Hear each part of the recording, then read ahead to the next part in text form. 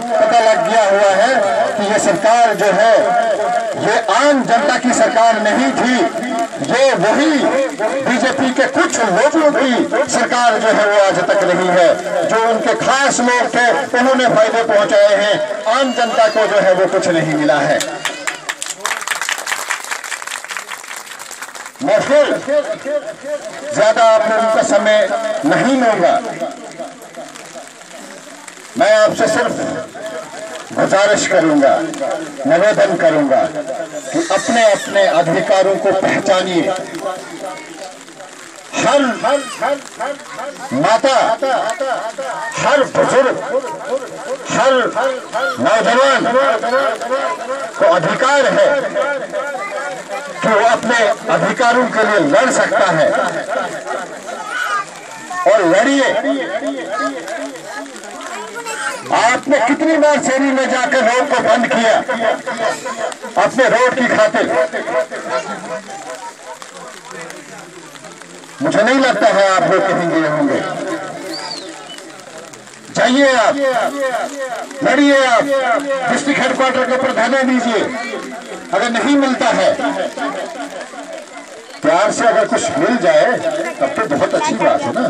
नहीं मिलता है तो आपको धरने देने पड़ेंगे, अपने अधिकारों के लिए लड़ना पड़ेगा।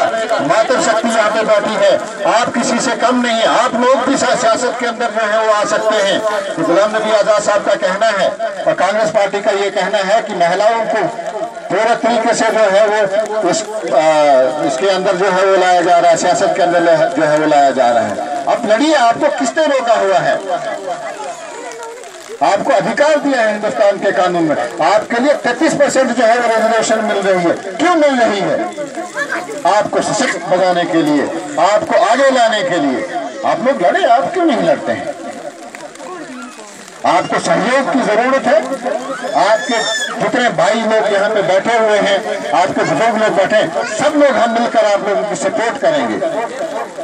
गांव में देखिए, आप आज की डेट में वो पूरा वार्ड जो है वो महिलाओं के लिए जो है वो छोड़ दिया गया हुआ है कि इसमें सिर्फ महिला ही सरपंच बनेगी। क्यों छोड़ी? क्योंकि आप लोगों को सशक्त बनाने के लिए और आप लोगों को आगे लाने के लिए ये सारा प्रयास किया जा रहा है। 2 मिनट और ले लूंगा क्योंकि पंचायती इलेक्शन भी साथ साथ में है। तो हम चाहते हैं कि आप लोगों का जो रुझान है वो आप लोग तमाम लोग गांव के एक बार बैठ जाएं। जितने भी दानश्वर लोग हैं आप लोग बैठकर तो झगड़े वाली बात ना करें। कोई भी जो आदमी आपको अच्छा लगता है उसको आप लोग जो है वो चुने और मुझे भी बुलाएं, मेरी अगर आपको कहीं जरूरत पड़ती है। ये देखिए, ये पंचायती राज का जो आज हम पंचायती राज की बात करते हैं, ये भी कांग्रेस पार्टी की देन है। ये भी जिस वक्त राजीव गांधी जो है वो प्रधानमंत्री थे तो उन्होंने ये गांव के लिए जो है वो सारी स्कीमें जो है वो बनाई हुई थी। क्योंकि एमएलए जो है वो कहीं मिल नहीं पाता था, मंत्री जो है वो कहीं मिल नहीं पाता था, इसलिए जो है ये आप लोगों के लिए पंचायती राज जो है ये लागू किया गया हुआ था हिंदुस्तान के अंदर। और आज ये पंचायती राज जो है वो आज आप चुनाव लड़ रहे हैं, कोई पंच बन रहा है, कोई सरपंच बन रहा है और अब आप लोगों को शायद सैलरीज भी जो है वो इसमें लगाई जाएंगी। शायद मंथली कुछ आप लोगों के लिए 10-15 हज़ार रुपये कुछ आने वाला भी है। और जो भी आपकी पंचायत के अंदर डेवलपमेंट होगी वो आपका पंच और सरपंच ही करेंगे। और हम जो भी पंच और सरपंच जो हैं वो जीतेंगे, हम उनसे ये इल्तिजा करेंगे, रिक्वेस्ट करेंगे कि लोगों को हर वर्ग के इंसान को मद्देनजर रखते हुए इलाके की डेवलपमेंट, इलाके की बेहतरी और बेहतरी के लिए जो है ये भी काम करेंगे। और हम भी इनके ऊपर थोड़ा दबाव जो है वो बनाएंगे। क्योंकि मैं ये हमेशा टच में रहूँगा कि जहाँ पे भी मेरी तरफ से जहाँ पे भी कोई पंच और सरपंच खड़ा होगा हम उसका पूरा सहयोग करेंगे। और जब वो पंच और सरपंच बन जाएगा तो हम लोग पूरा बैठ के पूरे उस पंचायत का पूरा समीकरण करेंगे कि वहाँ पे क्या क्या काम करने हैं, क्या काम नहीं करने हैं। वो आप लोगों के साथ में बैठकर पूरी पंचायत जो है वो बना के उसमें रेजोल्यूशन पास करके जो है आगे गवर्नमेंट को दिया जाएगा। तो